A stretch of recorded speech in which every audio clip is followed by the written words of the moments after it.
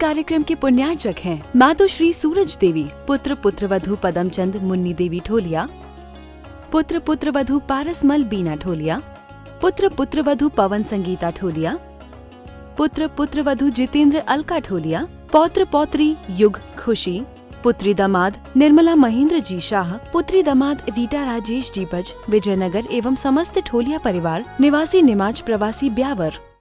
जीवम जीवम दवम जिनवर वसेन जेरणी दिठम देविंद विंद वंदम वंदितम सर्वदा शिरसा नमो अरियम ताणम नमो सिद्धाणम नमो आयरियाणम नमो वज्रायाणम नमो लोये सर्वसाहुणम।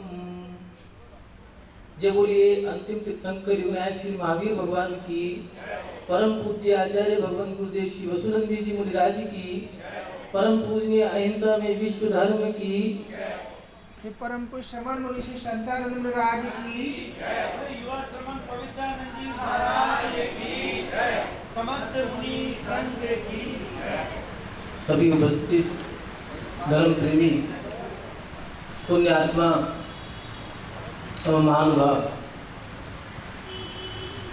आप सभी लोग यहाँ आत्म कल्याण के सूत्रों को जानने के लिए उपस्थित हुए हैं। संसार का प्रत्येक व्यक्ति मोक्ष जाना चाहता है और संसार का प्रत्येक व्यक्ति मोक्ष प्राप्त करने के लिए अपनी सोच की या अपनी समझ के अनुसार कोई ना कोई क्रिया जरूर कर रहा है, लेकिन मोक्ष कैसे जाए सही महीने में यह हर व्यक्ति नहीं जान पा रहा।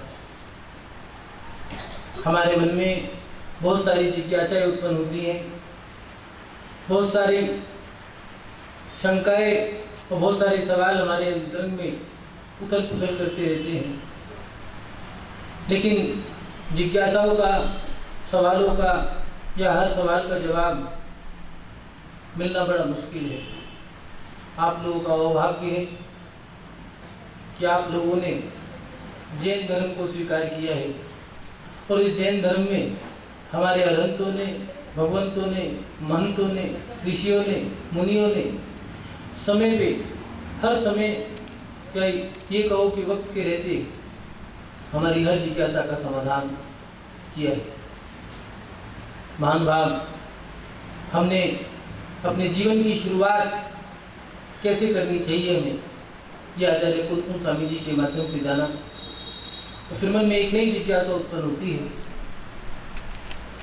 आज की नई नौजवान पीढ़ी से जब बड़े बुजुर्ग कहा करते हैं, घर के बुजुर्ग माता बहनें, तो उनसे कहते हैं कि सुबह उठ करके मंदिर जाया करो, अरहंत भगवान के दर्शन करो, जिनेंद्र भगवान के दर्शन करो, दर्शन करने चाहिए।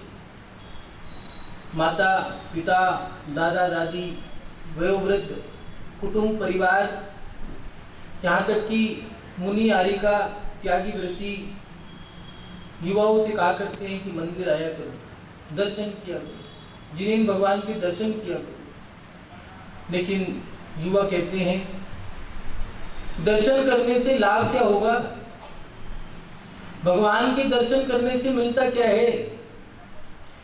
युवा पीढ़ी क्यों की खोज में है।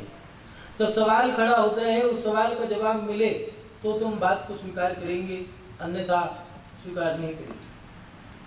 सवाल खड़ा करती है कि भगवान के दर्शन करने से क्या लाभ होता है।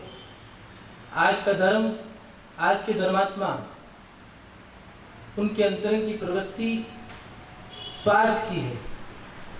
वो चाहते हैं कि हम अगर दान दें तो हमें कुछ मिले, हम पूजा करें तो हमें भी कुछ मिले, मान मिले, सम्मान मिले, वाहवाही मिले, तालियों की गड़गड़ाहट, गुनगुनाहट मिले, चंदन का तिलक मिले, गले में माला मिले, कंधे पे शोल लटका हुआ मिले, हाथ में प्रशस्ति देने वाला भी मिले। कुछ ना कुछ देने के बाद कुछ ना कुछ जरूर मिलना चाहिए।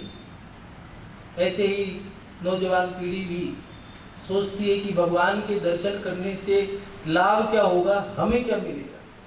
तो महानुभाव, हमारे आचार्यों ने हमारी हर जिज्ञासा का समाधान वक्त रहते किया है। जो गाथा हम सुनने जा रहे हैं, जिसके माध्यम से हमारी जिज्ञासा का समाधान होगा, ये गाथा आचार्य भट्टकेर स्वामी जी ने मूलाचार में कुछ मिलती जुलती ऐसी ही गाथा दी है। कुछ मिलती जुलती गाथा ऐसी ही भगवती आराधना में शिवकोटि स्वामी जी ने भी दी है। किंतु जो गाथा हम पढ़ने जा रहे हैं, इस गाथा के आचार्य कौन है, किस ग्रंथ की है, कौन से नंबर की गाथा है, किस समय की रची गाथा है, इसके बारे में कुछ जानकारी नहीं मिली है। इस गाथा में आचार्य भगवंत ने हमारी जिज्ञासा का समाधान किया है। गद्योदक पढ़ते समय आप इस गाथा का उच्चारण करते होंगे, विद्वानों को आप लोगों ने सुनाते हुए देखा होगा, इसलिए इस गाथा को आचार्य द्वारा प्रणीत मान करके ही हम इस जिज्ञासा का समाधान इस गाथा के माध्यम से करेंगे। आचार्य भगवंत लिख रहे हैं, जब चित्तो तब सहस फल लखा फल गमणे, कोड़ा कोड़ी अनंत फल जब जिनवर दिठे। आचार्य भगवंत लिख रहे हैं, जब चित्तो तब सहस फल, जिनेंद्र भगवान के दर्शन करने का मन में विचार आ गया है कि अब भगवान के दर्शन करेंगे। रात्रि में ही आप लोगों ने पढ़ा होगा पाठशाला में भी कि सुबह उठ करके नहा धो करके शुद्ध वस्त्र पहनने चाहिए, लेकिन इस क्रिया में थोड़ी सी क्रिया और जोड़नी थी। जो पुराने लोग हुआ करते थे, प्राचीन पद्धति तो यही थी कि रात्रि में चारों प्रकार के आहार का त्याग करके सोने से पहले ही, जैसे महिलाएं प्रातः काल होने से पहले संध्या काल के समय में ही भोजन करने से पहले ही प्रातः काल के भोजन की विचारधारा बना लेती हैं कि सुबह उठ करके ये बनाएंगे, वो बनाएंगे, ऐसे पकाएंगे, वैसे पकाएंगे, ये खिलाएंगे, वो खिलाएंगे। ऐसे ही धर्मात्मा भी रात्रि में जो विश्राम करने से पहले मन में विचारधारा बना लेते हैं कि सुबह उठ करके ऐसे मंदिर जाएंगे, ये सामग्री लेंगे, ऐसे नहा धो करके ये वाले तो कपड़े पहनने हैं, ये सामग्री लेनी है, ऐसे मंदिर जाएंगे, इस रास्ते से जाएंगे, कल उस रास्ते से नहीं जाएंगे, बहुत दिन हो गए रास्ता बदलना है, कल उस गली से जाएंगे, उधर भी दुआ सलाम हो जाएगी, उधर से मुड़ करके फिर भगवान के पास पहुंचेंगे, वहाँ पर जाकर के फिर मंदिर के बाहर ये क्रिया करेंगे, फिर मंदिर जाएंगे, घंटनाद करेंगे और भगवान से ऐसे ऐसी बातें करेंगे, ये वाली पूजा करेंगे, ऐसी विचारधारा बना करके वो सो गया है। चारों प्रकार के आहार का त्याग करके रात्रि में विचारधारा बना करके सो गया और सुबह उठ करके उस क्रिया में लग गया है। आचार्य भगवंत ने लिखा, जब चित्तो तत्सहस फल, अगर ऐसी विचारधारा से मन में भगवान के प्रति विचार बना लिए हैं तो हजारों उपवासों का फल मिल गया। सहस फल 1000 में लिखा है हजारों, और 1000 से लेकर के 99,999 तक 1000 ही माना जाएगा। हजारों उपवासों का विचार करने मात्र से उपवासों का फल मिल गया। मात्र भक्तांबर के, पंच परमेष्ठी के, 64 रिद्धि के, 40 शुद्धि के, तत्वार सूत्र के, सहस नाम के इतने ही करे हैं और कह रहे हैं कि इतना फल तो बिना किए मिल गया। लेकिन विचार भी शुद्ध हो, यहाँ छल कपट नहीं हो। आज से तुम जाकर के सोने से पहले सोच लो भगवान सुबह ऐसे करेंगे, ऐसे ऐसे करेंगे, चलो भैया महाराज जी ने कहा था हजारों उपवासों का फल मिल जाएगा। ये बनिया बुद्धि वालों के लिए नहीं है, ये भक्ति की बात कर रहे हैं। हजारों उपवासों का फल भगवान की दर्शन करने की, भक्ति करने की विचारधारा से हजारों उपवासों का फल, लखा फल गमन।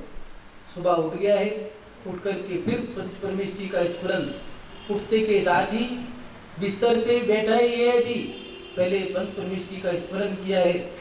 पुराने लोग, बुजुर्ग लोग तो ये किया करते थे, अभी भी कुछ लोग ऐसे हैं हाथों को खोल करके चारों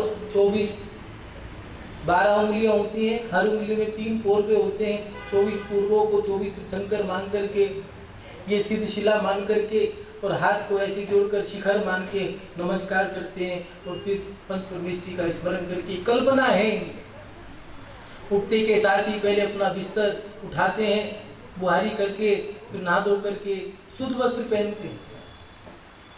लेकिन कुछ लोग ऐसे भी हैं जो पहले दिन की रात के वस्त्र पहन करके मंदिर में चले गए, मोजा पहन के चले गए, मुंह में गुटखा है, मंदिर में चले गए। मंदिर में जाने की भी संहिता है, विचारधारा बनाने की भी संहिता है। विचार क्या बनाए हैं वो भी बताए, और विचार बनाने के बाद प्रातःकाल उठ करके वही क्रिया करनी है। सुबह उठे, क्या पहले पंचपरमेष्ठी का स्मरण किया। कई लोग तो ऐसे हैं बिस्तर में उठते के साथ ही चाय चाहिए, टी टाइम,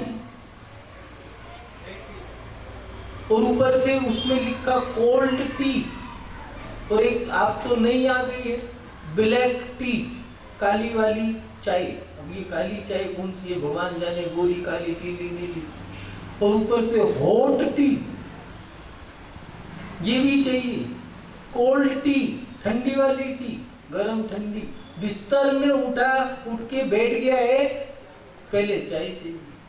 भैया पहले भगवान का नाम तो ले लो। दिन की शुरुआत कर किससे रहे हो? ब्लैक टी से। ब्लैक टी से पूरा दिन ब्लैक ही हो जाना है, ब्लैक डे हो जाएगा, फिर काला दिन।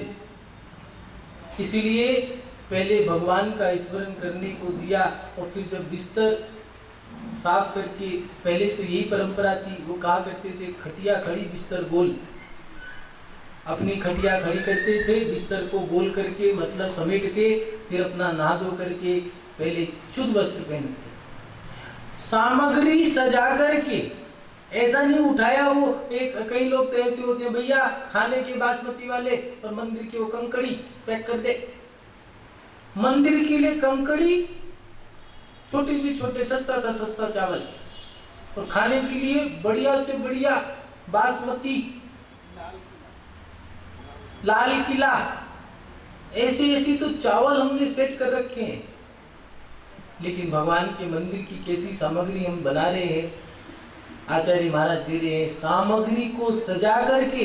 ऐसा नहीं रोते पीटते उसको सजा नहीं हो, थाली भर ली, चलो भैया एक डबिया ली, उसमें डाल के चावल जाकर के चढ़ा दिए, उसको धोए भी नहीं है भैया। उन चावलों में जो चावल का ढेर था आपने तो डब्बी में डाले, वो चावल जब दुकानदार, और दुकानदार से पीछे जब किसान के पास था, उसमें कुत्ते भी बैठे होंगे, जानवर भी बैठे होंगे, चप्पल भी लेकर के चढ़े होंगे, क्या उन चावलों को धोया भी या नहीं धोया? सामग्री को सजा करके शुद्ध करनी है, सजा करके लेकर के थाल को फिर जब ढक करके ले जाया करते थे। पुरानी बूढ़ी महिलाएं मंदिर जाते जाते ही जितने 40 से हुआ करते थे, आदिनाथ भगवान का, शांतिनाथ भगवान का, वासुपूज्य भगवान का, पारसनाथ, महावीर स्वामी, इन सब भगवान के 40 से तो रास्ते में ही पढ़ लिया करती थी। मंदिर जा रही है और रास्ता पता ही नहीं चलता था कब पूरा हो गया। 1-1 किलोमीटर, 2-2 किलोमीटर तो नंगे पैर पैदल जाया करते थे। 8 किलोमीटर मंदिर जाया करते थे। पूरे नगर में एक मंदिर होता था। अब तो प्रचलन दूसरा आ गया है, कॉलोनी बनाने से पहले मंदिर ठोक दो, कॉलोनी कट जाएगी, प्लॉट बढ़ जाएंगे, बसावट हो जाएगी। मंदिर, पुराने मंदिरों की व्यवस्था गड़बड़ा जाएगी, कोई बात नहीं, लेकिन मंदिर बना दो, अपना प्लॉट बिकना चाहिए। परंपराएं पहले की कुछ और थी, आज की परंपराएं बदल गई। नंगे पैर जाते थे 8-8, 10-10 किलो मंदिर, सुबह उठ करके मंदिर जाना 8-10 किलो। अब तो भैया अपने बस की नहीं है, उठो सीधा स्कूटी चालू करी और पहुंच गए। साधारण व्यक्ति है तो स्कूटी, मंत्री है तो गाड़ी, और अध्यक्ष जी है तो बढ़िया वाली गाड़ी, ऊपर से ड्राइवर अलग लेके जाएंगे। क्यों? मैं तो अध्यक्ष हूँ, अध्यक्षों की स्कूटी पे भैया मेरी नाक कटती है। धर्म, सही मायने में हमने धर्म अपने आप अपने हिसाब से मरोड़ दिया है। धर्म के मायने कुछ और हैं। सुबह उठ करके नहा धो करके शुद्ध वस्त्र पहन के सामग्री को नंगे पैर हाथों में लेकर के नंगे पैर मंदिर जाते हैं, और जाकर के दोनों पैर, जो लोटा, एक लोटा पानी लेके जाएगा, उस लोटे पे जो ढकने की प्लेट थी, उस प्लेट पे पानी रख करके पैर धोते थे, और लोटा ले जा करके जब मंदिर में ओम जय जय जय निसई निसई निसई बोलते, ये पुरानी, ये आगम की क्रिया बता रहे। अब तो परंपरा बदल गई, अब तो स्कूटी पे बैठो सीधा मंदिर, वहां पर जाकर के गीजर वाला गर्म पानी ठंडा पानी दोनों व्यवस्था है। और फिर धोती दुपट्टे बढ़िया से इस रस्सी पे नहीं टंगे, अलमारी में पैक होकर के रखे, अपने पुराने उतारो नए पहन लो और बढ़िया से वहां तो मंदिर, घर में तो मट्टी से भी नहीं नारा है और मंदिर में head and shoulder cleanup plus दुनिया भर के तो उसको शैम्पू चाहिए, बेबी का तो उसको तेल चाहिए लगाने को, सरसों का तेल, वो नवरत्न तेल जो लगा करके ठंडा ठंडा कूल कूल लगता है, आनंद आएगा। ये सारी फैसिलिटीज हमें चाहिए मंदिर में जाकर के, धोती दुपट्टा भी चाहिए, लगी लगाई सामग्री चाहिए, बैठने के लिए टेबल चाहिए, कुर्सी चाहिए, मुट्ठा चाहिए, जमीन पे बैठना हो तो टॉप का आसन चाहिए, चटाई भी घास वाली चाहिए, और अगर प्रवचन हो रहे हो तो उसमें तोड़ने के लिए तिल्ली भी चाहिए। और कोई कमी रह गई तो भैया अध्यक्ष बहुत बेकार है। हवा खाने के लिए पंखा चाहिए, कूलर खिड़की पे लगा होना चाहिए, और बस चले तो एसी ठोक दो मंदिर में। ये सुविधाएं, इतनी सुविधाओं के साथ अगर ये सुविधाएं मिलती हैं तो धर्म करें। प्राचीन मंदिरों में, आप दक्षिण के मंदिरों में जाओगे तो वहां पर आपको पंखा तो दूर की बात है, लाइट भी नहीं मिलेगी। दिन निकलने से और दिन छिपने से पहले तक दर्शन कर लो, अंधेरे में भगवान नजर नहीं आएंगे, अंधेरा हो गया। लेकिन हमें तो सारी सुविधाएं चाहिए। अगर कोई व्यक्ति शुद्ध क्रिया करके सुबह उठ करके अपना अनुशासन का पालन करते, अनुशासन तो ये है कि अपना बिस्तर स्वयं उठाए, स्वयं बिस्तर उठा करके नहा धो करके शुद्ध वस्त्र पहन करके सामग्री लेकर के नंगे पैर मंदिर कोई जा रहा है तो आचार्य भगवान दे रहे हैं लखा फल गमने, लाखों उपवासों का फल मात्र मंदिर के लिए गमन करने पर लाखों उपवासों का फल मिल गया। अब देखें क्या हम ऐसे मंदिर जा रहे हैं या नहीं जा रहे। फिर दिया कोड़ा कोड़ी अनंत फल जब जिनवर बिट, जिनेंद्र भगवान के मंदिर के शिखर को देखते के साथ ही नमस्कार करना है। और जब भगवान के द्वार पे गया है तो वहां पर दोनों पैर धो करके ओम जय जय जय निसई निसई निसई ये भी बोलना है। क्यों? क्योंकि ये मंदिर भगवान का नहीं है, ये तो भगवान विराजमान है। ये मंदिर सौंपा जाता है किसको? उन भगवान के जो रक्ष और रक्षिणी है उनको सौंप दिया जाता है कि भैया यहाँ भगवान विराजमान कर दिए गए हैं, अब आप इनकी रक्षा करना, हम तो नित्य प्रतिदिन इनकी पूजा करें। आप भगवान की रक्षा नहीं करते। कोई अध्यक्ष, कोई मंत्री, कोई पदाधिकारी, कोई नेता, कोई अभिनेता, कोई भी धर्म का ठेकेदार ये भगवान की रक्षा नहीं कर सकते। भगवान की रक्षा तो वही कर सकते हैं जो उनके रक्षक हैं। उन रक्षकों से पूछ कर के आप मंदिर में जाते हो। जैसे आपके घर में कोई आता है तो घंटी बजाते हैं, भैया आ जाए क्या? किसी को तो आप भगा देते, वो आती है ना कुछ बेचने वाली महिलाएं पुरुष, भैया ये ले लो वो ले लो, तो घंटी बजाई, ऊपर से छज्जे पे आकर के चार तो बात सुना दी। समझ में नहीं आता कि 12 से 3 सोने का टाइम है, ऐसे टाइम पे आ जाते, घंटी बजा करके जगा देते, भगा दिया, कल समाधान है। और कोई अपना मान लो कोई पुरुष है सो रहा था और घंटी बज गई, सोचा ये तो सेल्समैन वगैरह है, निकली साली, तो फिर क्या होगा? फिर तो गेट खोलने भी खुद ही जाएगा, नाश्ता भी अपने हाथ से बनाएगा। ऐसे ही यहाँ दिया है निसई निसई निसई, ओम जय जय जय निसई निसई निसई, ये शब्द बोल करके मंदिर में जाना है। अगर शुद्ध क्रिया से आ रहे हो तो ठीक है, नहीं तो दिया कि कुछ लोग जैसे गुटखा खा करके मोजे पहन करके, महिलाएं सर पे पल्लू नहीं ढका, खुले बाल करके चले, नहीं अभी मत ढको, बाद में ढक लेना, अभी कहने पे ढका तो क्या किया? खुले बाल खोल के चली गई है, नेम पेंट लिपस्टिक लगा के चले गए, हिंसक पदार्थ लेकर के चले गए, जूते चमड़ा मोजे पहन के चले गए। भैया मंदिर है, कोई धर्मशाला थोड़ी ना है, ये भगवान का द्वार है। हाथ पैर धो करके शुद्ध वस्त्र पहन करके मंदिर में प्रवेश करना है। और फिर अरिहंत भगवान की जय बोल रहा है और कह रहा है कि भगवान आपको देखने जा रहा हूँ। तो घंटनाद किया है। भगवान के जन्म के समय 56 करोड़ बाधित एक साथ बस, तो अपने पास उतने नहीं है भगवान, ये घंटनाद करके मैं आपके दर्शन करूंगा। घंटा बजाया और जैसे ही भगवान को देखा, देखते के साथ ही रोम रोम पुलकित हो गया, मंद मंद चेहरे पे मुस्कान आ गई है और लग रहा है कि बस सब कुछ मिल गया, मेहनत सफल हो गई। इसीलिए आचार्य भगवंत ने लिखा, कोड़ा कोड़ी, करोड़ से करोड़ की गुना करने पर 1 कोड़ी बनता है। कोड़ा कोड़ी, 1 करोड़ नहीं, 1 कोड़ी नहीं, कोड़ा कोड़ी। कह रहे भगवान, लगता है आचार्य भगवत लिख रहे हो कि हे भगवान, आपके दर्शन से तो भवों का नाश होता है, क्या उपवासों का फल लिखूं? तो अंत में उन्होंने लिख दिया, कोड़ा कोड़ी अनंत फल जब जिनवर दिखे। जिनेंद्र भगवान के दर्शन करने से करोड़ों करोड़ों अनंत उपवासों का फल मात्र देखने से ही मिल जाता है। महानुभाव, क्या हम सही मायने में भगवान के दर्शन करने भी चाहते हैं? हम अपने जीवन में भगवान के दर्शन सही ढंग से कर भी रहे हैं या नहीं कर रहे? हम भगवान के दर्शन करने से लाभ तो खोज रहे हैं, क्या दर्शन करने की क्रिया भी जानी है नहीं जानी? यहाँ आचार्य भगवंत उस क्रिया को ही बता रहे हैं कि दर्शन करने से अनंत उपवासों का फल मिलता है। देखें, एक राजा दरबार में बैठे हैं, उनको चोट लग गई है, चोट भी क्या, उंगली कट गई। सभी दरबारी बोल रहे हैं, सांत्वना दे रहे हैं, महाराज बहुत गलत हुआ, बहुत गलत हुआ, हो दर्द हो रहा होगा।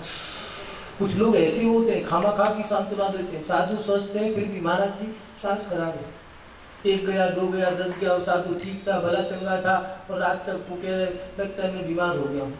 क्यों? 8-10 लोग तो आए और ये पूछ के चले गए स्वास्थ्य कैसा है, लगता कहा ठीक है, नहीं आप तो कमजोर हो गए। जीते सही स्वस्थ साधु को अस्वस्थ कर दिया, सांत्वना देनी अपनी चापलूसी कर गए, साधु को बीमार कर दिया, दिमागी बीमार तो कर ही दिए। राजा को सांत्वना दे रहे थे, मंत्री जी भी वहीं बैठे थे, राजा सोच रहे थे मंत्री भी कुछ बोलेगा, तो मंत्री ने कहा महाराज जो होता है अच्छे के लिए। अब अहंकारी व्यक्ति तो अपनी प्रशंसा सुनना चाहता है और यहाँ तो उसने कुछ करा ही नहीं, क्या करा जाए? तो कोई बात नहीं, राजा को बड़ा बुरा लगा, फिर भी बात तो ने सही कही थी, जो होता है अच्छे के लिए होता है। एक दिन राजा जंगल में जा रहे थे और जंगल में जाते समय मंत्री भी साथ थे, शिकार के लिए जा रहे थे। रास्ते में उन्हें याद आया कि यहाँ पर हाथी पकड़ने का एक गड्ढा है, तो राजा उसी ओर निकल गए। एक किनारे से राजा निकल गया, मंत्री पीछे से आ रहा था, वो गड्ढे में गिर गया। अब राजा जोर से बोल पड़ा, क्यों मंत्री, जो होता है अच्छे के लिए होता है। यही तो है हमारे जीवन में कि अगर किसी ने हमें कुछ कह दिया है तो उसका जब तक बदला ना ले ले तब तक हमें रातों को नींद नहीं आती। उसने मुझे ये क्यों कहा, चाहे उसने सत्य ही कह दिया हो, लेकिन भैया हम तो ये बात सुन नहीं सकते। ठीक है, राजा कह के निकल गए। मंत्री प्रयास करके गड्ढे से बाहर निकलने का प्रयास कर रहे थे, बाहर भी आ गए। राजा आगे गए तो वहीं पर कुछ लोग बलि ढूंढ रहे थे, तो राजा पकड़ा गया और कहा ये तो बढ़िया है, उत्तम बलि है, राजा की बलि तो उत्तम बलि। चढ़ाने लगे, सर काट ही रहे थे, इतने में आवाज आई ठहरो।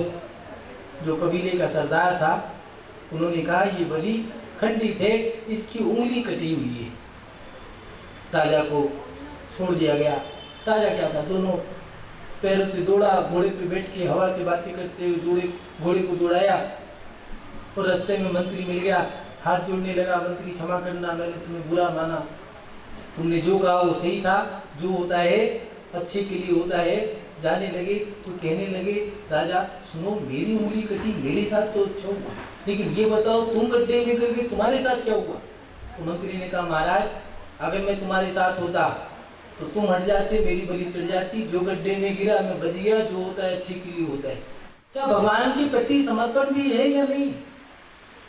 सोचें, विचार करें, शादी में जाने का समय है, मंदिर का पूरे दिन में 1 घंटा हम निकालते हैं कि 1 घंटा मंदिर में देंगे, और उसी दिन शादी का कार्ड आ गया तो एक काम करो, आधा घंटा दे देना, आज तो शादी में जाना है, क्रिया बहुत सारी है, मंदिर की कटौती कर दी। अगर कोई पार्टी में जाना हो, कट्टी पार्टी, दुनिया भर की पार्टियां आजकल बन गई है, वो आजकल तो बरसगांठ। ये नया एक व्यक्ति ने पूछा, सालगिरह पूरी शादी की तरह मनाई, क्या बच्चे भी होंगे? क्या जमाना आ गया है, 50 साल की उम्र में 25 साल की तरह शादी कर रहे हैं, तो भैया 50 साल में बच्चे भी होंगे क्या? हमने अपनी क्रियाओं को कैसे मरोड़ लिया है, कैसे तोड़ लिया है, कोई मर्यादा नहीं छोड़ी है। जो अधर्मात्मा है उनके जीवन में कोई मर्यादा नहीं होती। आज मर्यादाओं का नाश क्यों हो रहा है? क्योंकि धर्मात्मा लोग कम हो गए। क्या पहले वर्षगांठ नहीं आती थी? पहले भी आती थी, पहले आती थी वर्षगांठ, जन्म दिवस इत्यादि ये पर्व उत्सव महोत्सव आते थे तो मंदिर में जाके विधान करते थे, गरीबों के लिए कुएं, प्याऊ, जानवरों के लिए होद, पानी की होद खुदवाया करते थे। लेकिन आज का समय कैसा आ गया है, होटलों में जाकर के, रिसोर्टों में जाकर के शादियां कर रहे हैं, पार्टियां कर रहे हैं, मंदिर के लिए दान निकाला 2100 रुपए और होटल में शादी करी 8 करोड़ की। क्यों भैया? ये कौन सा धर्म बताता है? जबकि दिया है जितना भोग सामग्री में खर्च करते हैं उसका 25% धर्म सामग्री में खर्च करना होगा। क्या हम समय निकाल भी रहे हैं धर्म के लिए? सोचें, विचार करें। शादी का कार्ड आया, मंदिर की कटौती, पार्टी में जाना है, मंदिर की कटौती, वर्षगांठ मनानी है, मंदिर की कटौती। 1 घंटे का समय था, आधा घंटा कर दिया, आधा से 15 मिनट, 15 मिनट से मत, अब तो नमोस्तु भगवान, इतना कह के आ गए। ये धर्मात्मा के लक्षण है। हमारे जीवन में भगवान के प्रति समर्पण है या नहीं है? लोग कहते हैं भगवान नहीं सुनता। अरे भगवान सुनता है, भगवान सुनता है, भगवान आज भी सुनता था, भगवान चौथे काल में भी सुनता था। लेकिन तुम सुनाने वाले तो बोलो, तुम नमस्कार तो करो, तुम झुको तो सही, तुम समर्पण तो करो। चमत्कार आज भी होते हैं। जितने भी नेता हैं, देखो, नेता बनने से पहले भगवान के द्वार पे जाते हैं, श्रीफल चढ़ाते हैं, साधुओं के चरणों में जाकर के झुकते हैं, गरीबों को भोजन कराते हैं, इतना पुण्य इकट्ठा कर लेते हैं, नेता बन जाते हैं, और बाद में फिर गरीबों की सुन नहीं पाते हैं, उन्हें कुचल देते हैं। क्यों? पहले भगवान की पूजा करी, लेकिन पद प्रतिष्ठा पाकर की कोई अहंकार तो नहीं आता। जो व्यक्ति घिया बेचने वाले का बेटा कभी आईपीएस बन सकता है, आईएएस बन सकता है क्या? बना। जो व्यक्ति आईएएस, आईपीएस, आरजेएस बन रहा है, उसने कहीं ना कहीं धोख लगाई होगी, सिर झुकाया होगा, इतना पुण्य इकट्ठा कर लिया, इतना पुण्य कमा लिया कि वो अपने पद पर प्राप्त हो गया। बड़ा अच्छा लगता है जब आप मेरी बात को स्वीकार करते हो। महानुभाव, ये एक आज के समय की बड़ी विकट परिस्थिति है कि जैन समाज के लोग जैन धर्म में बच जा रहे हैं, बाकी तन मन धन अन्य धर्मों में खर्च करके जैन धर्म की स्थिति विकट अशुभ समाचार है। ये शुभ नहीं है, इसको सुधारना समाजों का काम रहता है। साधु तो मात्र निर्देशन दे सकता है। तो आप सभी लोग, मेरी बात को आप लोगों ने स्वीकार किया, मैं आपको बहुत बहुत आशीर्वाद देता हूँ। और कोई बात समझ नहीं आई हो तो आप पूछ सकते हैं। अपनी शिक्षा कला को यही विराम देता हूँ। जय बोलो परम पूज्य आचार्य गुरुदेव श्री वसुनंदी जी मुनि महाराज की। इस कार्यक्रम के पुण्यार्जक थे मातोश्री सूरज देवी, पुत्र पुत्रवधू पदमचंद मुन्नी देवी ढोलिया, पुत्र पुत्रवधू पारसमल बीना ढोलिया, पुत्र पुत्रवधू पवन संगीता ढोलिया, पुत्र पुत्रवधू जितेंद्र अलका ढोलिया, पौत्र पौत्री युग खुशी, पुत्री दामाद निर्मला महेंद्र जी शाह, पुत्री दामाद रीटा राजेश जी बज, विजयनगर एवं समस्त ढोलिया परिवार निवासी निमाज प्रवासी ब्यावर।